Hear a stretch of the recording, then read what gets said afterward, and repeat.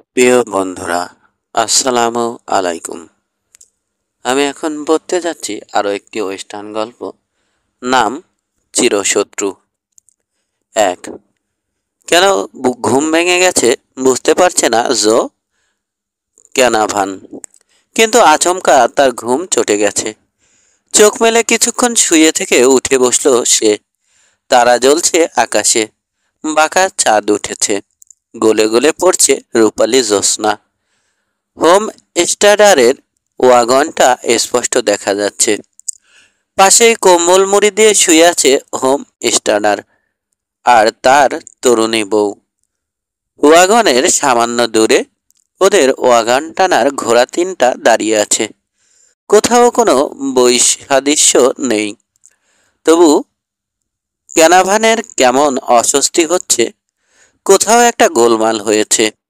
ঘোড়াগুলো হঠাৎ গা ঝাড়া দিয়ে পিছিয়ে গেল, কান খাড়া করে রেখেছে। কম্বলের ভাঁজে গানবেল্ট খুলে রেখেছিল। হাত বাড়িয়ে হোলস্টার থেকে পিস্তল বের করে দ্রুত কোমরে গুজে নিল জো।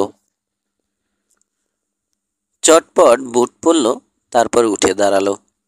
উত্তর দিকের অন্ধকারে চোখ রাখল। সন্ধ্যার সময় আসার পথে ওখানে বেশ বড়সড় একটা গরুর পাল দেখেছিল। এই অন্ধকারে অবশ্য কিছুই বোঝা যাচ্ছে না, কিন্তু কেমন একটা শব্দ আসছে কানে, মেঘ ডাকার মতো, কিংবা পাথর গড়িয়ে এলে যেমন গুর গুর শব্দ হয়, অনেকটা সেরকম। ওই শব্দেই সম্ভবত ঘোড়াগুলো চঞ্চল হয়ে উঠেছে। ক্যানাভ্যান ঘোড়াগুলোর দিকে পা বাড়িয়েও আবার পিছিয়ে এলো। হোম স্টাডার লোকটা উঠে বসেছে। হাত বাড়িয়ে বিছানার উপর থেকে রাইফেলটা তুলে নিল। ঘোড়াগুলোকে কেন যেন ঘোড়াগুলো কেন যেন ভয় পেয়েছে। তাকে বলল, ক্যানা ভান, কি ব্যাপার দেখার জন্য উঠে এলাম। হোম স্টাডার নিচু গলায় বউকে কিছু বলে উঠে দাঁড়ালো। ছোটখাটো হালকা পাতলা গড়ন লোকটার। চেহারা দেখে মনে হয় বয়স 50-এর উপরে হবে। বউটার বয়স অনেক কম, খুব সুন্দরী। সন্ধ্যার পর এখানে এসে ওদের ক্যাম্পে যোগ দেবার পর হোম স্টেডারের সঙ্গে আলাপ করে জেনেছে ওরা ইউনিটা বেসিনে যাচ্ছে। নতুন জমি ফাইল করে হোম স্টেডিং করবে। লোকটার নাম জিন লেইনার, বউয়ের নাম সম্ভবত লরা। লোকটাকে ওই নামে বেশ কবার ডাকতে শুনেছে। উত্তর দিক থেকে আচমকা বেশ কটা রাইফেল গর্জে উঠল। নিমেষে রাতের স্তব্ধতা ভেঙে চৌচির হয়ে গেল। পর মুহূর্তেই দূর থেকে ভেসে এলো হল্লার মতন অনেক মানুষের চিৎকার। ঝট করে মাথা তুলল ক্যানাভান। শরীরের পেশি টান টান হয়ে উঠল তার। তীক্ষ্ণ দৃষ্টিতে উত্তর দিকের অন্ধকার ভেদ করে দেখার চেষ্টা করল। কি ব্যাপার? তীক্ষ্ণ কণ্ঠে জিজ্ঞেস করল জিম লেইনার। উত্তর দিক থেকে আরও গুলির শব্দ শোনা গেল, সঙ্গে মানুষের উন্মাত্ত চিৎকার। আর রাতের বাতাসে অস্পষ্ট ঢাকের বাদ্যের মতো একটা অস্পষ্ট শব্দ ভেসে আসছে। ওদিকে কি হয়েছে? জিজ্ঞেস করল লেইনার। জো ক্যানাভান বিভ্রান্ত চেহারায় এপাশ ওপাশ মাথা নাড়ল। মনের মধ্যে যে সন্দেহটা ঝাঁপিয়ে আসছে সেটা কিছুতেই বিশ্বাস করতে ইচ্ছে হচ্ছে না তার। হোম স্টেডার চকিতে একবার জোর মুখ পানে তাকালো। মিস্টার ক্যানাভান, গোলমালটা কিসের? ঢাকের শব্দটা এখন অনেক কাছে মনে হচ্ছে, বেশ স্পষ্ট। গুলির আওয়াজ আর মানুষের চিৎকারও একেবারে কাছে চলে এসেছে। উত্তর দিকের অন্ধকারে একটা আন্দোলন টের পেল ক্যানাভান। পাহাড়ের চূড়ার মতো একটা উঁচু নিচু ঢেউ তীব্র বেগে ধেয়ে আসছে ওদের ক্যাম্পের দিকে। স্টাপিড, চেঁচিয়ে উঠল সে। জলদি ঘোড়ার কাছে চলো, বলেই ছুটল ক্যানাভান। ঘোড়াগুলোর কাছে পৌঁছানোর আগেই দুটো ঘোড়া বাঁধন ছিঁড়ে ছুটে পালালো। বাকিগুলো পালানোর জন্যে পাগল হয়ে উঠেছে, প্রাণপণে দড়ি ছেঁড়ার চেষ্টা করছে। ক্যানাভান দ্রুত হাতে বাঁধন খুলে ঘোড়ার মুখের রজু ধরে ঘাড় ঘুরিয়ে পেছনে তাকালো। দেখলো হোম স্টেডার ও তার বউ ওকে অনুসরণ না করে ছুটে যাচ্ছে ওয়াগনের দিকে। আরে ওখানে না, এদিকে এসো, চেঁচিয়ে ডাকলো ক্যানাভান। হোম স্টেডার বা তার বউ দুজনের কেউ ওর কথায় কর্ণপাত করল না। ওয়াগনের কাছে পৌঁছেই বউকে জড়িয়ে ধরে বসে পড়ল হোম স্টেডার। ক্যানাভান ঘোড়ার সঙ্গে লড়াই করতে করতে ওয়াগনের দিকে এগোলো। ছাড়া পাবার জন্যে পাগল হয়ে উঠেছে ঘোড়া দুটো। কিছুতেই বসে রাখা যাচ্ছে না, অসম্ভব ভয় পেয়েছে। ওখানে আশ্রয় নিয়ে লাভ নেই লেইনার, ওই ওয়াগন এখনই গুড়িয়ে যাবে। চিৎকার করে বলল জো, তাড়াতাড়ি এসো, ঘোড়ায় চাপো। মাথা নাড়ল জিম লেইনার। না, ওখান থেকে যাব না আমরা। বউকে ছেড়ে দিয়ে হাঁটুতে ভর দিয়ে বসে রাইফেলে গুলি ভরতে শুরু করলো সে। তারপর অন্ধের মতো উত্তর দিকে লক্ষ্য করে একের পর এক এলোপাথারি গুলি ছুটতে লাগলো। সজোরে একটা ঝাঁকুনি দিয়ে বাঁধন ছিঁড়ে ছুটে পালালো হোম স্টেডারের ঘোড়াটা। সজোরে একটা ঝাঁকুনি দিয়ে বাঁধন ছিঁড়ে ছুটে পালালো হোম স্টেডারের ঘোড়াটা। ওরটা পালানোর আগেই শক্ত মুঠোয় রশি চেপে ধরে দ্রুত একবার পেছনে ফিরে দেখলো জো। গরুর পালটাকে এখনো দেখা যাচ্ছে না, কিন্তু বোঝা যাচ্ছে বেশি দূরে নেই ওরা। বজ্র নির্ঘোষের মতো শোনাচ্ছে এখন ওদের ছুটে আসার শব্দ। ওয়াগানটার দিকে তাকালো ও। দেখে মজবুতি মনে হচ্ছে, কিন্তু যত মজবুতি হোক স্টাপিডে টিকে থাকতে পারবে না ওটা। লেইনার, চিৎকার করে ডাকলো সে, আমাদের এখনই এ জায়গা ছেড়ে চলে যেতে হবে, এখানে থাকলে মরবে। হোম স্টেডার কোনো সাড়া দিল না। হাঁটুর উপর রাইফেল তাক করে আগের মতোই উত্তর দিকে একের পর এক গুলি ছুটতে লাগলো। লারার দিকে তাকালো জো। ওয়াগনের সঙ্গে মিশে কাঠ হয়ে দাঁড়িয়ে আছে মেয়েটা। ওর পরনে লম্বা স্কার্ট ঝুল পেরায় মাটি ছুঁয়েছে। হঠাৎ অকারণ রাগ চেপে গেল ক্যানাভানের। ছুটে গিয়ে এক ঝটকায় লারার হাত চেপে ধরল। এসো, তীক্ষ্ণ গলায় হুকুম করল সে, এখনই ঘোড়ায় চাপতে হবে, আমাদের হাতে একদম সময় নেই। মাথা নেড়ে ঝটকা মেরে হাত ছাড়িয়ে নেবার চেষ্টা করলো লরা। এরপর ঠিক কি ঘটেছে ক্যানাভানের স্পষ্ট মনে নেই। যতদূর মনে পড়ে ওয়াগনের কাছ থেকে ওকে সরিয়ে আনতে বেশ ঝামেলা পোহাতে হয়েছে তাকে। কিছুতেই আসতে চায়নি মেয়েটা। হাত পা ছুঁড়ে সব উপায়ে তাকে বাধা দেবার চেষ্টা করেছে, এবং আরও মনে পড়ছে এক পর্যায়ে ওকে বাগে না আনতে পেরে বেশ কয়েকবার চর থাপ্পড়ও কষিয়েছে সে। ঘোড়ায় চড়ে যখন ওরা ক্যাম্প ছেড়ে চলে আসছিল, শেষবারের মতো একবার পেছনে ফিরে তাকিয়েছিল জো।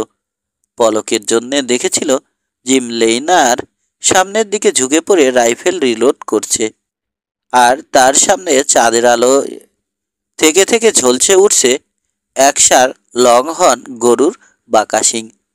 এরপর আর পেছনে ফিরে তাকায়নি সে, আর কোনো গুলির আওয়াজও পায়নি। শীর্ণ চাঁদ পশ্চিম আকাশে হেলে পড়েছে। বাতাসে আর স্টাপিডের ধুলোর গন্ধ নেই এখন। হঠাৎ কেউ এলে বুঝতেই পারবে না খানিক আগে এখানে কি নারকীয় কাণ্ড ঘটে গেছে। হাজার হাজার পাথর গড়িয়ে আসার মতো খুঁড়ে সেই ভয়াল শব্দ থেমে গেছে। ফিরে এসেছে রাতের নিস্তব্ধতা। কেবল লড়ার কান্না কেমন অচেনা শব্দের মতো কানে আসছে। কারাভ্যানের কাছ থেকে সামান্য দূরে মাটিতে শুয়ে আছে সে। অনেকক্ষণ ধরে কাঁদছে। একবার কথা বলে শান্ত করার চেষ্টা করেছিল জো, ব্যর্থ হয়েছে, কান্না থামেনি। পকেট থেকে তামাক আর কাগজ বের করে সিগারেট রোল করলো জো। আগুন ধরালো। হাতের তালুর চামড়া ঝরে গেছে দড়ির ঘষায়, জ্বলছে খুব। সিগারেটে লম্বা একটা টান দিয়ে লড়ার অস্পষ্ট অবয়বের দিকে তাকালো। মেয়েটা কি কখনো বুঝতে পারবে যে মৃত্যুর কত কাছে থেকে ফিরে এসেছে ওরা? ভোরের ঠান্ডা বাতাসের ঝড় ঝাপটায় আচমকা কেঁপে উঠল সে। সিগারেটে আরেকবার দীর্ঘ টান দিয়ে পায়ের ভর বদল করলো। বুকটা কেমন হাহাকার করছে, বড্ড ফাঁকা লাগছে। 20 বছরের লম্বা চওড়া যুবক জো ক্যানাভান, মাথায় ঢেউ খেলানো সোনালি চুল, সরল নীল চোখ। কিন্তু এই মুহূর্তে তার চোখে মুখে বিভ্রান্তি। স্টাফেডের ব্যাপারটা মাথায় ঢুকছে না। নানা রকম প্রশ্ন বুদবুদ তুলছে মনে। এরকম একটা ঘটনার পেছনে কি কারণ থাকতে পারে? স্টাফেডের ঘটনাটা এমনি এমনি ঘটেনি। গুলির শব্দ আর মানুষের চিৎকার স্পষ্টই শুনেছে সে। সিগারেট শেষ করে লরার পাশে এসে দাঁড়ালো জো। কান্না থেমেছে লরার, কিন্তু এখনো হেসকি তোলার মতো করে ফোপাচ্ছে। মিসেস লেইনার, ডাকলো সে। মিসেস লেইনার। উঠে বসল লরা, নির্বাক অবোধ চাহনি। লরার গালের দিকে তাকিয়ে বোঝার চেষ্টা করলো ক্যানাভান। চরের দাগ ফুটে উঠেছে কিনা বোঝা গেল না, তবে চরগুলো সম্ভবত বেশ জোরেই মেরেছিল সে। হঠাৎ নিজেকে কেমন যেন অপরাধী মনে হতে লাগলো ওর। কিন্তু ওই মুহূর্তে এছাড়া আর কিছু করারও ছিল না। বলা যায় লরাকে শান্ত করার জন্য ওকে আঘাত করতে সে বাধ্য হয়েছে। মিসেস লেইনার, আবার ডাকলো সে। মুখ তুলে তাকালো লরা ক্যানাভ্যানের দিকে। স্লান চেহারা জুড়ে এখনো থমকে আছে কান্না। অবোধ চোখে কিছুক্ষণ চেয়ে থেকে আবার ডুকরে কেঁদে উঠল। আমাকে কেন নিয়ে এলে? বাঁচার উপায় থাকলে শুধু শুধু কেউ মরে, জবাব দিল ক্যানাভান। ঠোঁট কামড়ে ধরে কান্না থামালো লরা। জিম বেঁচে নেই, তাই না? কোনো সম্ভাবনাই নেই। কি বলবে ক্যানাভ্যান? অনেক সময় সত্যি কথা উচ্চারণ করাও যে কত কষ্টের। খানিকক্ষণ কোনো কথাই খুঁজে পেল না সে। তারপর অস্পষ্টভাবে মাথা নাড়ল কেবল। ক্যানাভ্যানকে সাহায্য করার কোনো সুযোগ না দিয়ে আচমকা ধর্মড়িয়ে উঠে দাঁড়ালো লরা। হঠাৎ করে তাকে কেমন উদ্ভ্রান্ত দেখাচ্ছে। শরীর শক্ত হয়ে উঠেছে, কোমরের কাছে মুষ্টিবদ্ধ হাত। আমি ওখানে ফিরে যাব, আমি নিজের চোখে দেখতে চাই বলেই কেঁদে ফেলল। তুমি জানো না, জিম মরেনি, মরতে পারে না। ক্যানাভ্যান বাধা দিল না। ঘোড়ার দিকে ছুটে গেল লরা। বুঝিয়ে শুনে হয়তো ওকে নিমিত্ত করতে পারত জো, কিন্তু কাউকে না কাউকে তো ওখানে যেতে হবেই। তবে ওখানে যে দৃশ্য ওদের জন্য অপেক্ষা করছে তা মোটেও সুখপ্রদ কিছু হবে না। লরা না গেলেই ভালো হতো, কিন্তু ওকে এখন সে কথা কিছুতেই বোঝানো যাবে না। সামনে লরাকে বসিয়ে পেছনের স্যাডলে চড়ে বসল সে। ঘোড়ার পেটে স্পার দাবিয়ে এক হাতে হালকা করে লরার কোমর জড়িয়ে ধরল। কিন্তু ওর হাতে ছোঁয়া লাগতেই কেমন আড়ষ্ট হয়ে গেল লরা। অস্বস্তিটা টের পেয়েও ও বলল, মিসেস লেইনার, আমি এভাবে না ধরে রাখলে তুমি বসে থাকতে পারবে না। তাছাড়া দুজনের ঘোড়ায় চড়ার এটাই নিয়ম। ব্যাখ্যাটা লরার মনোপুত হলো না। স্পষ্টত ব্যবহার হয় না, টের পেল ক্যানাভান। তবে মুখে কিছু বলল না সে। ক্যাম্প থেকে খানিকটা দূরে থাকতেই ঘোড়ার লাগাম টানল ক্যানাভান। এখান থেকে ক্যাম্পের জায়গাটা স্পষ্ট চেনা যাচ্ছে। ওয়াগনের ধ্বংস স্তূপের চারপাশে বেশ কিছু গরু শুয়ে বসে আছে। থেকে থেকে ডেকে উঠছে আকাশ ফাটানো স্বরে। সম্ভবত ওগুলোর পা ভেঙেছে। হ্যাঁচর প্যাচর করে ওঠার চেষ্টা করতে গিয়ে হুড়মুড় করে পড়ে যাচ্ছে বারবার। ওদের করুণ আর্তনাদে ভারী হয়ে উঠেছে এখানকার পরিবেশ। কিছু গরু একেবারে নিথর নিস্পন্দন হয়ে রয়েছে, কোনো নড়াচড়া নেই। সম্ভবত জিম লেইনারের গুলিতে মারা পড়েছে। ঘোড়া থেকে নামলো ক্যানাভান।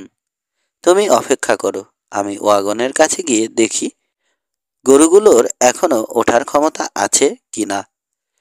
নিশ্চিত হয়ে ডাকবো তোমাকে। লরা কোনো জবাব দিল না। সামনের দিকে সামান্য ঝুঁকে বসে ওয়াগনের দিকে অপলক তাকিয়ে রইল। চোখে মুখে ধীরে ধীরে দুশ্চিন্তা আর অনিশ্চয়তার ছায়া ঘনালো। ওয়াগনের কাছে এগিয়ে গেল জো।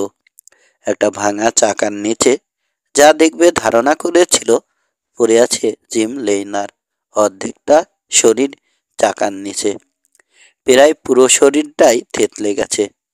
মুখটা ভালো করে চেনাই যায় না, রক্ত জমাট বাঁধায় কালো বিভৎস দেখাচ্ছে। মেরুদণ্ডের হাড়গুলো বোধ হয় গুঁড়ো গুঁড়ো হয়ে গেছে। একটা পা অস্বাভাবিক রকম বেঁকে গেছে। পিঠের নিচে দেখা যাচ্ছে ভাঙা রাইফেলটার এক অংশ। সোজা হয়ে দাঁড়ালো ক্যানাভান, বা হাতে মুখের ঘাম মুছল। ঘোড়া থেকে নেমে এগিয়ে আসছে লরা। দ্রুত পা চালালো সে। কাছে গিয়ে পথ আগলে দাঁড়ালো। মুখ তুলে ক্যানাভানের দিকে তাকালো লরা। খড়িমাটির মতো ফ্যাকাশে বিবর্ণ চেহারা। আচমকা বলল, জিম মরে গেছে। মাথা ঝাঁকালো ক্যানাভান। হ্যাঁ মিসেস লেইনার, আমি দেখব। না দেখাই ভালো। রাগ ঝলসে উঠল লরার চেহারায়। সরো আমার সামনে থেকে, আমি ওকে দেখব। একপাশে সরে দাঁড়ালো ক্যানাভান। ওর উপর জোর খাটানোর কোনো অধিকার নেই তার। লরার পিছু পিছু ওয়াগনের দিকে এগিয়ে গেল। কাছে যাবার পর কোনো রকম অস্বাভাবিক আচরণ করল না লরা। চিৎকার করে কেঁদে উঠে ঝাঁপিয়ে পড়ল না স্বামীর মৃতদেহের উপর। খুব শান্ত ভঙ্গিতে হাঁটু গেড়ে বসল শিয়রের কাছে। আলতো করে হাত রাখল কাঁধে। ফিসফিসিয়ে বলল, বিদায় জিম। ব্যাস এইটুকুই। আর কিছু না বলে উঠে দাঁড়ালো সে। তারপর কোনো দিকে না তাকিয়ে হাঁটতে শুরু করলো অন্ধের মতো। পেছন পেছন এগিয়ে গেল ক্যানাভান। আচমকা লরা থেমে দাঁড়িয়ে মুখোমুখি হলো ওর। বিষণ্ণ চেহারায় বলল, ওয়াগনে কয়েকটা বেলচা ছিল, সবগুলো নিশ্চয় ভাঙেনি। ওর কবরটা খুঁড়বে? মাথা দোলালো জো। কোথায় মিসেস লেইনার? এক জায়গায় হলেই হবে। মরার পর কোথায় কবর হলো তাতে কিছু যায় আসে না। মরে গেলে মানুষ বেঁচে থাকে শুধু তার পরিচিতদের চিতিতে। স্টাবিডে টুপি হারিয়েছে ক্যানাভান। খালি হাতে অবিন্যস্ত চুল ঠিক করতে করতে চমকে তাকালো। এ মুহূর্তে লরার কণ্ঠে, সমস্ত চেহারায় অদ্ভুত এক স্থিরতা। ওয়াগনের কাছে এসে ধ্বংসাবশেষের নিচ থেকে একটা বেলচা খুঁজে বের করল জো। কবর খুঁড়তে শুরু করার পর চোখে পড়ল পূব আকাশে ভোরের প্রথম আলো ফুটছে। অনেকখানি জুড়ে ভোরের লালিমা। ঘাড় ফিরিয়ে লরাকে দেখল। একই জায়গায় পাথুরে মূর্তির মতো দাঁড়িয়ে আছে সে। এদিকে একটা গরু প্রাণপণে উঠে দাঁড়ানোর চেষ্টা করতে করতে ভূমিশয্যা নিল। আরো দুটো গরু ওঠার জন্য হ্যাচর প্যাচর করছে। কাজের ফাঁকে এরকম আরো অনেক দৃশ্য দেখল সে। গরুগুলোর দুর্দশা সহ্য করা যায় না, ব্যথায় কাতরাচ্ছে। থেকে থেকে গগনবিদারী আর্তনাদ ছাড়ছে। এখন মৃত্যুই ওদের একমাত্র মুক্তি দিতে পারে। কবর খোঁড়া শেষে লরার কাছে ফিরে এলো ক্যানাভান। একটা ব্যাপার ভেবে বেশ অস্বস্তি বোধ করছে সে। আর একটু পরেই জিম লেইনারের শবদেহ কবরে নামাতে হবে। এ সময় কিছু আনুষ্ঠানিকতার ব্যাপার আছে, কিন্তু কিভাবে কি করতে হয় কোনো ধারণা নেই ওর। জিম লেইনারকে সে আজই প্রথম দেখেছে। বলতে গেলে ওর সম্বন্ধে কিছুই জানে না। কি প্রার্থনা করবে সে? একটা বাইবেল থাকলেও হতো। মিসেস লেইনার কবর খোঁড়া হয়েছে, জানালো জো। আচমকা ধপ করে বসে পড়ল লরা। পা দুটো যেন আর তার শরীরের ভার বইতে পারছিল না। মুখ তুলে তাকালো সে ক্যানাভানের দিকে। শুকনো চোখ, মুখ জুড়ে বিষাদের ছায়া। তুমি কবর খোঁড়ার সময়েই যা বলার বলেছি আমি, আর কিছু বলার নেই। কবরের কাছে ফিরে এলো ক্যানাভান। মন খারাপ লাগছে। খানিক নিঝুম দাঁড়িয়ে থাকলো সে। জিম লেইনারের লাশ কবরে শুইয়ে দিয়ে এক টুকরো কাপড় দিয়ে মুখটা ঢেকে দিল। তারপর মাটি ফেলে কবর ভরল। চারপাশ একেবারে ফর্সা হয়ে এসেছে। পূব আকাশের লালিমা হলদে কুয়াশার মতো ছড়িয়ে যাচ্ছে। কিছুক্ষণের মধ্যেই সূর্য উঠে আসবে। কবরের পাশে বেলচা ফেলে লরার কাছে এসে দাঁড়ালো ক্যানাভান। হাঁটুর মধ্যে মুখ গুজে বসে আছে সে। আজকের সকালে বোধহয় নাস্তা জুটবে না কপালে, বলল ক্যানাভান। গুরুত্বহীন কথা, কিছু একটা বলতে হবে, সেজন্যই যেন বলা। একদিন না খেলেই বা কি, কতদিন না খেয়ে কেটেছে, বলল লরা। আড়ষ্ট স্থলিত কণ্ঠস্বর। এবার ইউনিটার দিকে রওনা হয়ে যেতে পারি আমরা, কথা চালিয়ে গেল ক্যানাভান। সবচেয়ে কাছের শহর ওটাই, ওখানে গেলে আত্মীয় স্বজনের সঙ্গে যোগাযোগ করতে পারবে তুমি। মাথা নাড়ল লরা। আমার কোনো আত্মীয় স্বজন নেই। তাহলে কি করবে? কোনো একটা কাজ খুঁজে নেব। আমার জন্য ব্যস্ত হয়েও না মিস্টার ক্যানাভান। উঠে দাঁড়ালো লরা। জিম লেইনারের কবরের উঁচু ঢিবিটার দিকে তাকিয়ে সঙ্গে সঙ্গে চোখ ফিরিয়ে নিল। ওয়াগনের কিছু জিনিস এখনো অক্ষত আছে, বলল জো। একটু খুঁজলে তোমাদের ঘোড়াগুলো পাওয়া যাবে। আর ওয়াগনের কিছু কিছু জিনিসের হয়তো তোমার কাছে বিশেষ মূল্য আছে। দেখি, শহরে পৌঁছে কাউকে সঙ্গে নিয়ে আবার আসতে হবে। ওর কথাগুলো লরা শুনল কিনা বোঝা গেল না। উত্তর দিকে স্টাপিডের গরুর পালটা যে পথে এসেছিল সেদিকে তাকিয়ে থাকতে থাকতে শিউরে উঠল সে। আচমকা ক্যানাভানের দিকে ফিরে বলল, ওরা এ কাজ কেন করলো মিস্টার ক্যানাভান? এই স্টাপিডটা কোনো দুর্ঘটনা না, ওরা জানতো আমরা এখানে ক্যাম্প করেছি। সোজা হয়ে দাঁড়ালো ক্যানাভান। কারা জানতো তোমরা এখানে ক্যাম্প করেছো? কাল বিকেলে যারা আমাদের থামিয়ে ইউনিটা বেসিন থেকে চলে যেতে বলেছিল। ইউনিটায় আর কোনো হোম স্টেডারকে জায়গা দেবে জায়গা দেবে দেয়া হবে না বলে বারবার আমাদের শাসাচ্ছিল ওরা। কারা ওরা? মোট 3 জন ছিল। বেশিরভাগ কথা যে লোকটা বলছিল সে বিশাল দেহী, চওড়া কাঁধ, টাক মাথা, মুখে চাপদাড়ি। ওই লোকটা বলছিল আমরা যে রাস্তা দিয়ে যাচ্ছি সেটা তার রেঞ্জের উপর দিয়ে গেছে। আমরা ফিরে গেলেই বুদ্ধিমানের কাজ হবে, এখানে আমাদের জায়গা হবে না। ক্যানাভানের শরীর জুড়ে একটা ঠান্ডা চোদ বয়ে গেল। একটা নাম উচ্চারণ করল সে। Henry Tyler? ওকে চেনো তুমি? দ্রুত জিজ্ঞেস করলো লরা। চিনতাম, কিন্তু সে অনেক আগের কথা। আমার কথা ওর বোধ করি মনে নেই। আর মনে থাকলেও আমাকে দেখলে এমন খুশি হবে না ও।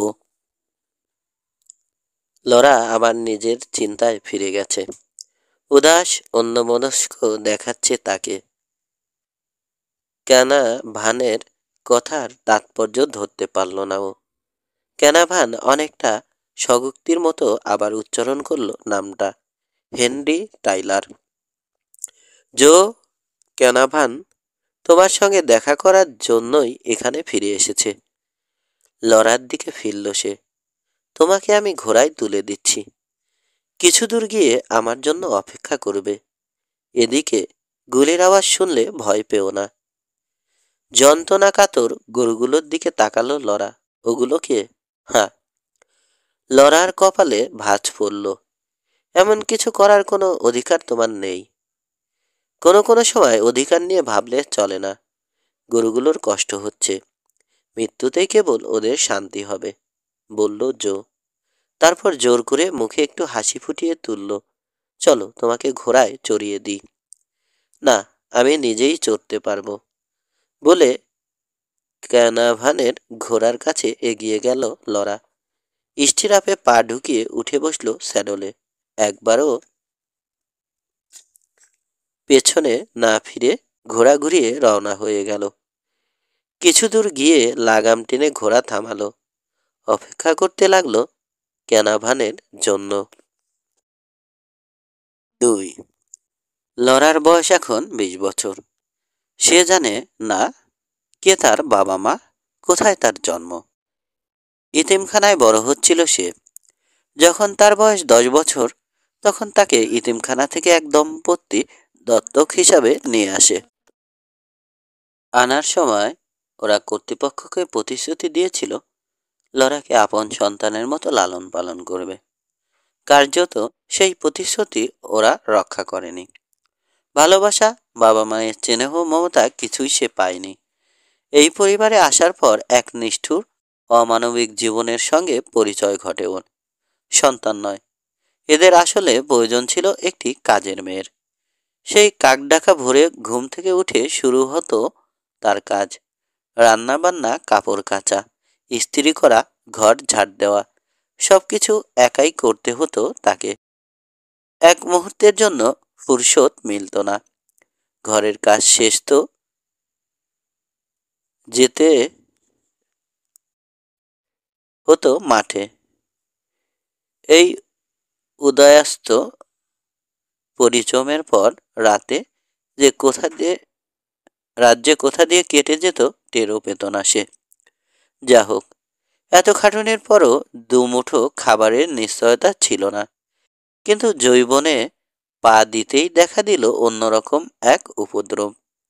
রাতের ঘুম হারাম হয়ে গেল ওর। বিস্ময়ের সঙ্গে লক্ষ্য করল বাড়ির কর্তার আচরণ বদলে যাচ্ছে। তার সৎ বাবা ঠারে ঠোরে বিভিন্ন কুৎসিত ইঙ্গিত করছে। সুযোগ পেলেই তাকে জড়িয়ে ধরতে চাইছে লোকটা। অল্প দিনেই তার অত্যাচারে জীবন অতিষ্ঠ হয়ে উঠল লরার। একদিন বার্নে একা পেয়ে ওকে খড়ের গাদায় ঠেসে ধরল জানোয়ারটা। উফ, সে গেছে এক দুঃস্বপ্নের সময়। সেদিন কিভাবে যে ওই পশুর হাত থেকে নিজেকে বাঁচিয়েছিল। তারপর একা আর কখনো বার্নে কাজ করতে যায়নি সে। কিন্তু তবু কি রেহাই আছে? সুযোগ পেলেই চারপাশে ঘুরঘুর করত লোকটা। ভয়ে আতঙ্কে কাঠ হয়ে থাকতো সে সারাক্ষণ। এমনি সময় ত্রাণকর্তার মতো জিম লেইনার এলো তার জীবনে, রূপকথার গল্পের মতো। কিভাবে কি করে যে বিয়েটা হয়েছিল এখনো ঠিক বুঝে উঠতে পারে না সে। তবে বিয়ের পর সুখ কাকে বলে সেই প্রথম টের পেয়েছিল। একটা বছর তাদের কেটেছে স্বপ্নের মতো। ঠিক প্রেম নয়, বয়সে অনেক বড় জিম লেইনারের সঙ্গে তার সম্পর্কটা ছিল শ্রদ্ধা মেশানো, ভালোবাসার আর পাঁচটা স্বামী স্ত্রীর মতো নয়। কিন্তু তারপরও সুখ ছিল অঢেল। ওই অসহনীয় বন্দি জীবন থেকে মুক্তি পেয়ে জিম লেইনারের কাছে কৃতজ্ঞতার অন্ত ছিল না তার। লোকটাকে তার দেবতার মতো মনে হতো মাঝে মাঝে। একটা নরক থেকে ওকে উদ্ধার করে এনেছিল সে। আবছা সকালে ঘোড়ার পিঠে নিঝুম হয়ে বসে বিগত জীবনের টুকরো ঘটনাগুলো ভাবছিল। ছবির মতো ভাসছিল সব চোখের সামনে। বেশ সুখেই তো ছিল। এখন সে কি করবে? জিম নেই, যাবে কোথায়? আবার বুঝি সূচনা হলো এক অনিশ্চিত জীবনের। কোথায় কাজ খুঁজবে? কে দেবে কাজ? কিছুই বুঝে উঠতে পারছে না সে। ক্যাম্পের দিক থেকে গুলির আওয়াজ এলো। প্রথমে একটা, তারপর আরো পরপর চলতে থাকলো। বারবার শিউরে উঠল লরা। এখনো বুকের মধ্যে আতঙ্ক থানা গেড়ে আছে।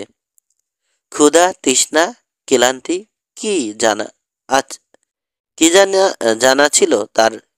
কিন্তু গতরাতের প্রচণ্ড গোলাগুলি, মানুষের উন্মত্ত চিৎকার, ঢেউয়ের মতো ছুটে আসা গরুর পাল, এসব সম্পূর্ণ নতুন নতুন অভিজ্ঞতা ওর জন্যে। কাল মনে হয়েছিল বান্নের সেই ঘটনারই যেন পুনরাবৃত্তি ঘটছে। সৎ বাবা জাপটে ধরে প্রাণপণে ওর কাপড় খোলার চেষ্টা করছে। কিন্তু না, এ তার চেয়ে ভয়ঙ্কর। কাল মৃত্যুর খুব কাছ থেকে ফিরে এসেছে সে। জো ক্যানাভান না থাকলে বাঁচার কোনো আশা ছিল না। ও জোর করে সরিয়ে না আনলে আজ একসঙ্গে দুটো কবর খুঁড়তে হতো ওকে। ক্যানাভানের পায়ের আওয়াজ পেয়ে ঘুরে তাকালো লরা। গতকাল সন্ধ্যার আগে আগে ক্যানাভান ওদের ক্যাম্পে এসেছে। কিন্তু ওকে ভালো করে লক্ষ্য করা হয়নি। এই প্রথম ওকে খুঁটিয়ে দেখল সে। বেশ লম্বা চওড়া এক যুবক, পেশল মজবুত শরীর, হাসি খুশি সরল চেহারা। কিন্তু একটু নজর করে দেখলে বোঝা যায় সরলতার সঙ্গে চোখের তারায় কাঠিন্য আর নিষ্ঠুরতা মিশে আছে। গায়ের রং বেশ ফর্সা ছিল এক সময়, রোদে পুড়ে এখন তামাটে হয়েছে বটে, তবে উজ্জ্বলতা হারায়নি। কানা কানাভ্যানের ক্যানাভ্যানের কথা ভাবতে গিয়ে হঠাৎ হোঁচট খেল লরা। লোকটার সে কিছুই জানে না, কোত্থেকে এসেছে, কোথায় যাচ্ছে। ভবঘুরে লরা ওর নামটাই জানে শুধু, জো কানাভান, আর কিছু নয়। না, মনে পড়ছে গতকাল সন্ধ্যায় জিম লেইনারের লেইনারকে কথায় কথায় বলেছিল অনেক আগে এক সময়ে এই এলাকায় থাকতো সে। তার মানে সেই শৈশবে, সে যখন অনেক ছোট।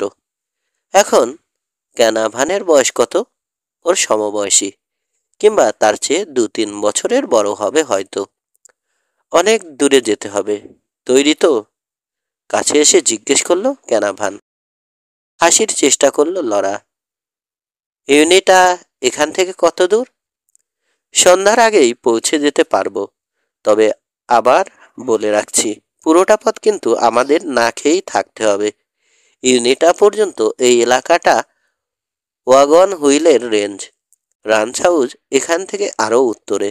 আশপাশে খাবার জোগানোর মতো লোক নেই। তাতে কি, তুমি উপোস কাটাতে পারলে আমিও পারবো, বলল লরা। পথে অবশ্য বেশ কটা ছোটখাটো নদী পড়বে, খাবার না জুটলেও পানির কোনো অভাব হবে না। তো তুমি একটু সামনে এগিয়ে বসো, আমি স্যাডলে উঠি। কিছু না বলে সামনে সরে বসলো লরা।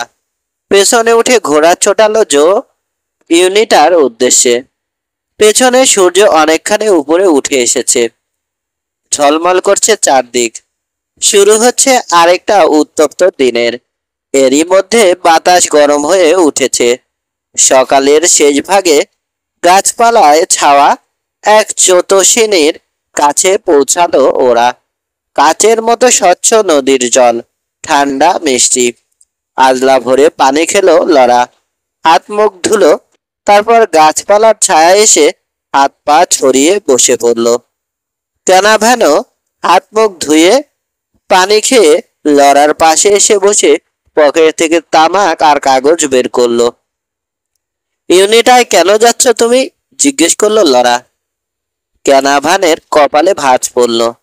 একটু কাজ আছে, সয় সম্পত্তির ব্যাপার। অন্য লোক হাতিয়ে নিয়েছে, অনেকদিন কোনো খোঁজ খবর নেওয়া হয়নি। তারপর? তারপর কি আমিও জানি না, মিসেস লেইনার। সিগারেট ধরিয়ে জবাব দিল জো। এমনও হতে পারে আমি একজন রাঞ্চার হয়ে যাব, নয়তো যা আছি তাই থাকবো, মামুলি কাউহ্যান্ড, ভবঘুরে কিংবা কাজ ঝাঁকালো সে। একসময় তুমি এখানেই থাকতে, তাই না? সে অনেক আগের কথা। খুব বেশি আগের কথা নয় নিশ্চয়। আমার বয়স তো এখন 23। আমি যখন এখান থেকে চলে যাই তখন আমার বয়স ছিল 12। অনেক দিনই তো, তাই না? কিন্তু 12 বছর আগের প্রতিটি ঘটনা আবার স্পষ্ট মনে আছে। কেমন অন্যমনস্ক হয়ে গেল জো। সামনের দিকে একটু ঝুঁকে চোখ বুঝল। সব মনে পড়ে যাচ্ছে। ঘোড় দৌড়ের মতো ছুটে আসছে কত স্মৃতি, টুকরো ঘটনা। কিন্তু সবকিছু ছাপিয়ে 3টে ঘটনা বিশেষভাবে মনে আছে ওর। প্রথমটা এক ম্লান বিষণ্ণ বিকেলের ঘোড়ার পিঠে করে উঠানের মাঝখানে এনে বাবার মৃতদেহটা নামানো হলো। বাবার নিষ্প্রাণ দেহ জড়িয়ে ধরে কাঁদছে মা। পাশে হতবুদ্ধি হয়ে দাঁড়িয়ে আছে সে। বাবা নেই। চিন্তাটা একেবারে স্তব্ধ বিমুগ্ধ করে দিয়েছিল ওকে। বুকটা যেন পাথর হয়ে গিয়েছিল, কাঁদতে পারছিল না। গলা দিয়ে কোনো আওয়াজই বেরোচ্ছিল না। দ্বিতীয় ঘটনাটা তার পরের দিন সকালের লিভিং রুমে মা পাগলের মতো বাবার খুনের জন্য হেনরি টাইলারকে দোষারোপ করছে। নুব্জ ভঙ্গিতে দাঁড়িয়ে আছে টাইলার। মার অভিযোগ অস্বীকার করছে, কিন্তু তার গলায় তেমন জোর নেই। মার যুক্তি সে খণ্ডন করতে পারছে না। অপরাধীর মতো দুর্বল দেখাচ্ছিল তাকে। তৃতীয় ঘটনা ওদের পালানোর। বাবার মৃত্যুর 3 কি 4 দিন পর ওদের রাঞ্চে হামলা হলো। সেদিন আগে ভাগে ওদের সাবধান করে দিয়েছিল বেন নরম্যান। পালানোর সময় ওদের সঙ্গে থেকে অনেক দূর পর্যন্ত এগিয়ে দিয়েছিল সে। মনে আছে, ওরা যখন পালাচ্ছিল, গুলি ছুটতে ছুটতে পিছু ধাওয়া করে আসছিল ওয়াগন হুইলের দুর্বৃত্তরা। কিছুই সঙ্গে নিতে পারেনি। এক কাপড়ে সেদিন ইউনিটা ছেড়ে পালিয়ে গিয়েছিল মা ছেলে। বেন নরম্যানকে তার বাবা পছন্দ করত না। বাবার দেখা দেখি সেও অপছন্দ করত লোকটাকে। কিন্তু সেদিনের ঘটনার পর ওর ধারণা বদলে যায়। খামোখায় বাবা এবং সে বেন নরম্যান সম্বন্ধে ভুল ধারণা পোষণ করছিল। সিগারেট নিভে গিয়েছিল। আবার আগুন ধরিয়ে লরার দিকে তাকালো জো। তুমি আনমনা হয়ে গিয়েছিলে, মনে হচ্ছিল দূরে কোথাও হারিয়ে গেছো, বলল লরা। না, ভাবছিলাম। ছোট থাকতে দেখেছি ওয়াগন হুইল ছিল এ এলাকার সবচেয়ে বড় রাঞ্চ। সবচেয়ে প্রতাপশালী লোক ছিল হেনরি টাইলার।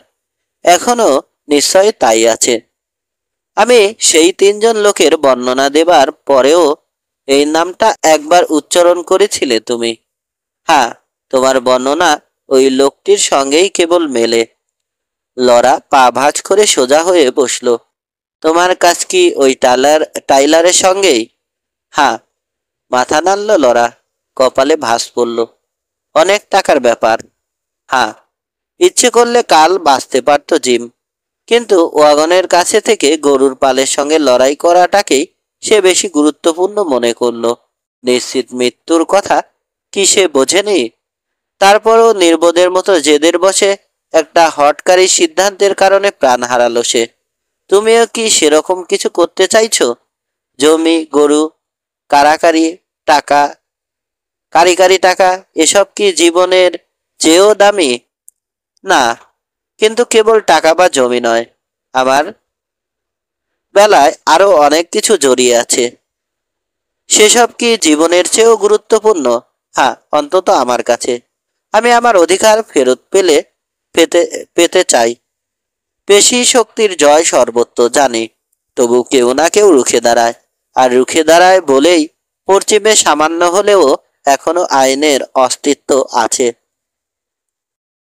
তখনও ভুরু কুঁচকে আছে লরা। অস্পষ্টভাবে মাথা নাড়ল বার কয়েক। ক্যানভাস উঠে দাঁড়ালো। চলে রওনা হওয়া যাক। ক্যানাভান উঠে দাঁড়ালো। চলো রওনা হওয়া যাক। ওরা যখন ইউনিটায় পৌঁছালো তখন চারপাশ অন্ধকার হয়ে এসেছে। দোকানপাটের হলুদ আলোয়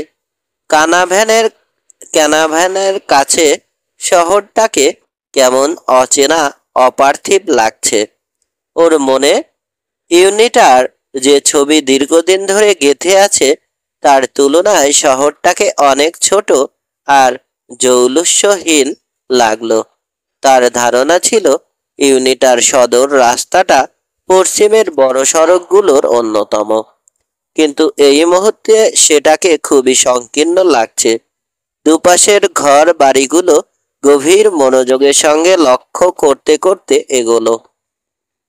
কিন্তু এই মুহূর্তে সেটাকে খুবই সংকীর্ণ লাগছে। দুপাশের ঘরবাড়িগুলো গভীর মনোযোগের সঙ্গে লক্ষ্য করতে করতে এগোলো, কিন্তু ঘরবাড়ি অন্ধকারে ডুবে আছে।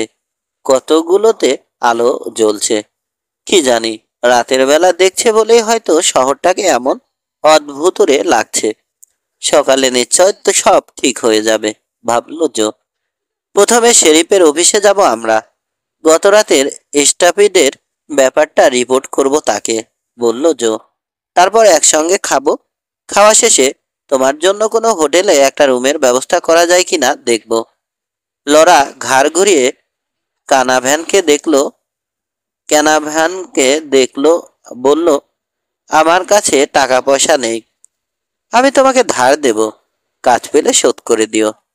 সামনে একসার আলোকিত দালান, ডান দিকের সারির প্রথমে নাপিতের দোকান, ইউনিটা ব্যাংক, তারপর প্যাটারসন জেনারেল স্টোর। রাস্তার উল্টো দিকের সারিতে পরপর দাঁড়িয়ে stage office, coral, B&W saloon ও রেস্টুরেন্ট, এবং সবার শেষে শেরিফের অফিস। শেরিফের অফিসের সামনে পৌঁছে ঘোড়ার লাগাম টানলো ক্যানাভান। স্যাডল থেকে পিছলে নেমে লরাকে নামতে সাহায্য করলো। হাত পা জমে গেছে না? জিজ্ঞেস করলো জো। মনে হচ্ছে হাঁটতে পারবো না। 2-3 দিন ভোগাবে, রাতে টাটিয়ে উঠবে ব্যথাটা। ভুরু নাচালো জো। তবে আশা করি ঘুমের কোনো ব্যাঘাত হবে না। রাস্তা ছেড়ে বোর্ড সাইড ও ওকে উঠে এলো ওরা। দরজা খুলে শেরিফের অফিসে ঢুকলো। শেরিফকে তার টেবিলেই পাওয়া গেল। 40 ঊর্ধ্ব লোকটার ছোটখাটো গরম গম্ভীর চেহারা, গভীর কালো চোখে ধারালো দৃষ্টি। শেরিফের সঙ্গে আরেকজন লোক রয়েছে কামরায়, কথা বলছিল তারা। ওদের ঢুকতে দেখে দুজনেই কথা থামিয়ে তাকালো। শেরিফের টেবিলের সামনে দাঁড়ানো লোকটার বয়স ক্যানাভানের সমান, কিংবা 2-1 বছর বেশি হবে। বেশ লম্বা চওড়া, স্থূল চেহারা। লোকটাকে চিনল না জো। বেসিনেরই কেউ হবে। শেরিফকে খুঁজছিলাম, বলল জো। টেবিলের পেছনের লোকটা সোজা হয়ে বসলো। আমি শেরিফ বিল ওয়ালেস। ইনি মিসেস জিম লেইনার। লরাকে দেখিয়ে বলল জো। তারপর নিজের পরিচয় দিল। আমার নাম ক্যানাভান, জো ক্যানাভান। শেরিফের দু চোখ বিস্ফারিত হলো। তুমি নিশ্চয় সেই? হ্যাঁ, আমি, বলল জো। ফ্র্যাঙ্ক ক্যানাভানের ছেলে। এ ব্যাপারে পরে আলাপ করা যাবে। আগে অন্য একটা ঘটনা সম্পর্কে তোমাকে জানাতে চাই। স্মিথ চেহারার লোকটা এ সময় ঘুরে দাঁড়িয়ে দরজার দিকে এগোলো। আমি যাচ্ছি, বিল। দরজার কাছে পৌঁছে ঘাড় ফিরিয়ে বলল সে। পরে দেখা হবে। ক্যানাভানের দিকে এক ঝলক কঠিন অনুসন্ধানী দৃষ্টি নিক্ষেপ করে বেরিয়ে গেল লোকটা। ফ্র্যাঙ্ক ক্যানাভানের ছেলে, বিড়বিড় করে উচ্চারণ করলো শেরিফ। হাতের পিঠ দিয়ে মুখ মুছল। আমার বিশ্বাসই হচ্ছে না। আমরা শুনেছি তুমি, তোমার মা, তোমরা কেউ বেঁচে নেই, মারা গেছো। দেখতেই পাচ্ছ মরিনি, বলল ক্যানাভান। যা হোক, গত রাতের একটা ঘটনা বলছি, শোনো। জিম লেইনার নামে এক হোম স্টেডারের সঙ্গে আমার দেখা হয়েছিল গতকাল সন্ধ্যায়। এখান থেকে পূর্বে ওয়াগন হুইলের রেঞ্জে। ওখানে ওরা রাতের জন্য ক্যাম্প করেছিল। লেইনারের অনুরোধ রোধে আমিও ওদের সঙ্গে যোগ দেই। মাঝরাতের দিকে কিংবা আরো কিছু পরেও হতে পারে, হঠাৎ আমার ঘুম ভেঙে যায়। প্রথমে ঠিক বুঝতে পারিনি কেন। তারপর গুলির শব্দ আর মানুষের চিৎকার শুনে উত্তর দিকে তাকিয়ে দেখি একপাল গরু তীর বেগে আমাদের ক্যাম্পের দিকে ধেয়ে আসছে। স্টাপিডের ঘটনাটা কেউ ইচ্ছে করে ঘটিয়েছে। গরুর পায়ের তলায় চাপা পড়ে মারা গেছে জিম লেইনার। শেরিফ বিল ওয়ালেস চেয়ার ছেড়ে উঠে দাঁড়িয়েছে। চোখে মুখে অবিশ্বাস নিয়ে একবার লরা, আরেকবার ক্যানাভানের দিকে তাকালো সে। স্টাপিড, অস্পষ্ট গলায় উচ্চারণ করে ঘন ঘন মাথা নাড়তে লাগলো সে। তুমি বলছো ইচ্ছে করে কেউ স্টাপিডটা ঘটিয়েছে? অবিশ্বাস্য। ঘটনার সময় আমি ছিলাম ওখানে। তোমাকে আমি অকুলস্থলে নিয়ে যেতে পারি, জবাব দিল জো। তুমি ঠিক জানো স্টাপিডটা ইচ্ছাকৃত? এমনও তো হতে পারে বিদ্যুতের ঝলক কিংবা বজ্রপাতের শব্দে। না, তেমন কিছু না। বন্দুকের গুলি আর মানুষের চিৎকারে স্টাপিড শুরু হয়েছে। ওখানে গেলে অনায়াসে ট্রাক খুঁজে পাওয়া যাবে। একটা লোক মারা গেছে বলছো? হ্যাঁ, জবাব দিল লরা, আমার স্বামী। গভীর করে দম নিয়ে মাথা নাড়ল শেরিফ। আমি দুঃখিত মিসেস লেইনার। এরকম দুর্ঘটনা তো ঘটে। এটা দুর্ঘটনা নয়, তীক্ষ্ণ গলায় বলল লরা। গুলির শব্দ, মানুষের চিৎকার স্পষ্ট শুনেছি আমি। তাছাড়া ঘটনার কয়েক ঘন্টা আগে রাস্তায় আমাদের থামিয়ে শাসিয়েছিল তিনজন লোক। তাদের একজন হেনরি টাইলার। আমাদের ফিরে যেতে বলেছিল সে। আমরা ইউনিটা বেসিনে অবাঞ্ছিত। আমাদের নাকি এখানে থাকতে দেয়া হবে না। বিল ওয়ালেস সরাসরি লরার দিকে তাকালো। মিসেস লেইনার, আমি হেনরি টাইলারকে অনেকদিন ধরে চিনি। সে কঠিন লোক। মাঝে মধ্যে লোকজনের সঙ্গে নিষ্ঠুর আচরণ করে সে, ঠিক। কিন্তু রাতের অন্ধকারে কারো ক্যাম্পের উপর দিয়ে গরুর পাল চালিয়ে দেওয়ার মতো জঘন্য মানুষ সে নয়। এ ধরনের কাজ সে করতেই পারে না। কেউ নিশ্চয় করেছে, বলল লরা। টাইলার নয়। সামনে এগিয়ে এলো জো। এখন মনে হচ্ছে আমার বাবাকেও টাইলার খুন করেনি। শেরিফের চোয়াল শক্ত হলো। তোমার বাবাকে কে খুন করেছে আমরা জানি না জো। এ ব্যাপারে আমি তোমার সঙ্গে কথা বলবো। তুমি ফিরে এসেছো কেন সেটাও আমার জানা দরকার। এখন না, বলল জো। আগে স্টাপিড আর জিম লেইনারের হত্যাকাণ্ডের সুরাহা হোক। বিল ওয়ালেস অস্বস্তিতে নড়ে উঠল। ঘটনার অবশ্যই তদন্ত হবে। আমি কথা শেষ করতে পারল না শেরিফ। দরজার কাছ থেকে কর্কশ ধমকের সুর শোনা গেল। রাখো তোমার তদন্ত, ওসবে কোনো লাভ হবে না। টাইলারের অনেক বার বেড়েছে। ঘুরে দাঁড়ালো জো। দরজায় বেশ কয়েকজন লোক দাঁড়িয়েছে। তাদের মধ্যে লম্বা শুকনো চেহারার এক লোককে এক নজর দেখেই চিনতে পারল জো। Ben Norman. এইমাত্র সেই ওরকম কর্কশ গলায় কথা বলেছে। এখনো তার মুখ চোখ কুঁচকে আছে। ওকে দেখার পর মুখের রেখা নরম হলো। হাত বাড়িয়ে হাসি মুখে এগিয়ে এলো সে। তুমি ফিরে এসেছো জো, খুব খুশি হয়েছি। অনেকেই তোমাকে দেখে খুশি হবে না, কিন্তু আমি সত্যি খুশি হয়েছি। কর্মোদন করলো ওরা। অনেক বড় হয়ে গেছো তুমি জো, বলল বেন নরম্যান। তোমার সব কথা পরে শুনবো।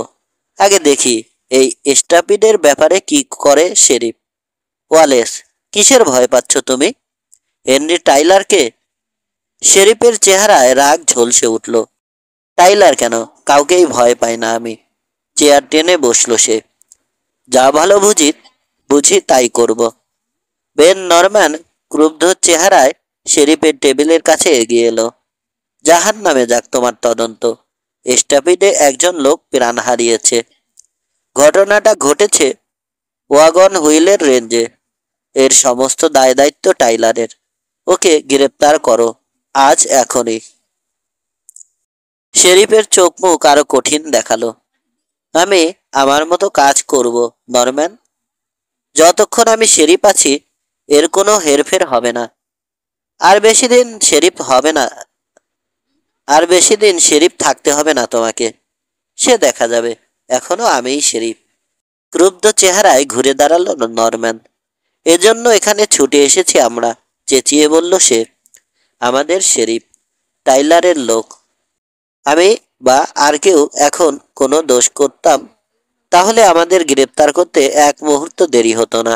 অথচ টাইলার খুন করলেও কিছু হয় না। এ অবস্থায় কতদিন চলবে? এখনই সময় এর অবসান ঘটানোর। দরজার জটলার মধ্যে একটা গুঞ্জন উঠল। কেউ একজন ভেতরে ঢুকলো। কথা থামিয়ে আগন্তুককে দেখার সঙ্গে সঙ্গে নরম্যানের চোখ বড় বড় হয়ে গেল। ঝটকা মেরে কোট সরিয়ে কোমরের হোল স্টারে হাত রাখলো সে।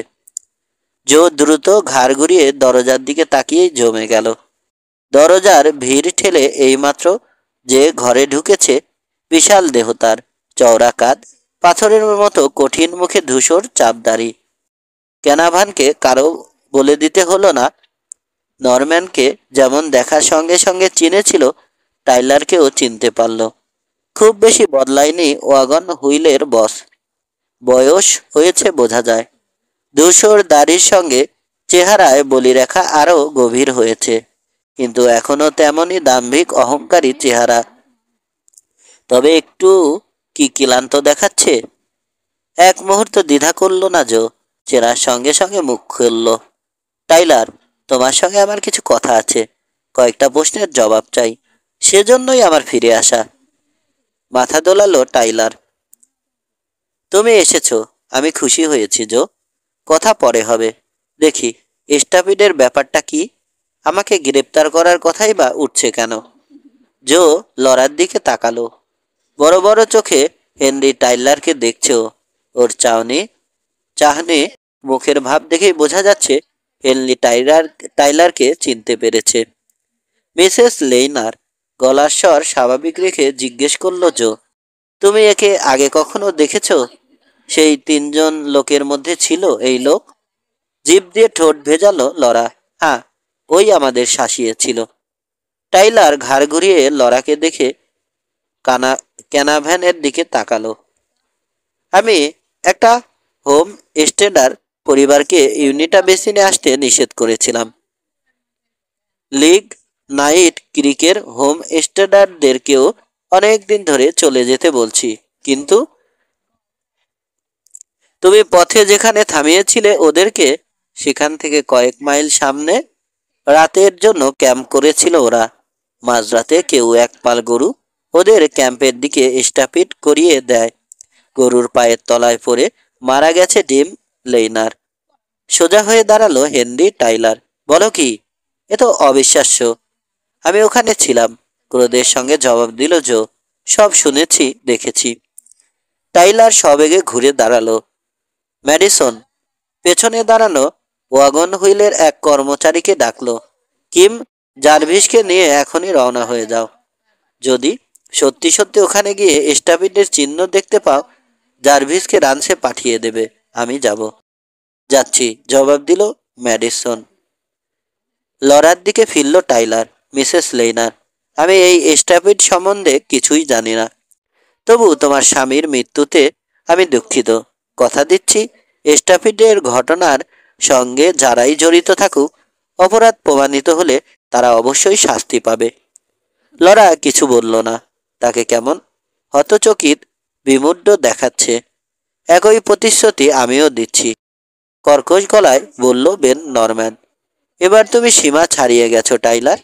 ইউনিটায় তোমার দিন শেষ। বেন নরম্যানের কথায় প্রচ্ছন্ন হুমকি থাকলেও তেমন গা করল না টাইলার। অবজ্ঞার সঙ্গে কাঁধ ঝাঁকালো। দেখা যাবে।